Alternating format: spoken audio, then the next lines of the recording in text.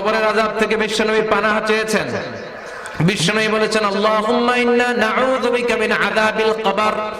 ও আল্লাহ, কবরের আযাব থেকে তুমি আমাদেরকে বাঁচাও, পড়েন আমিন।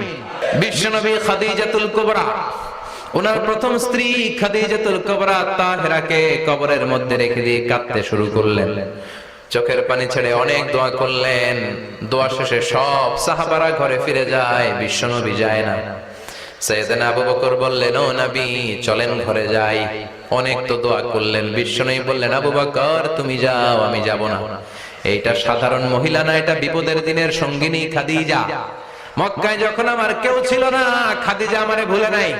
3 বছর কাফিররা আমাকে জেলখানায় বন্দী রেখেছিলাম, শিয়াবে আবি তালেবের জেলখানা। আমার স্ত্রী ওই জেলখানার জীবনেও আমারে ছাড়ে নাই। আমার সাথে 3 বছর খাদিজাও জেল খেটেছে। এই একটাই মহিলা, যেই মহিলাকে আল্লাহ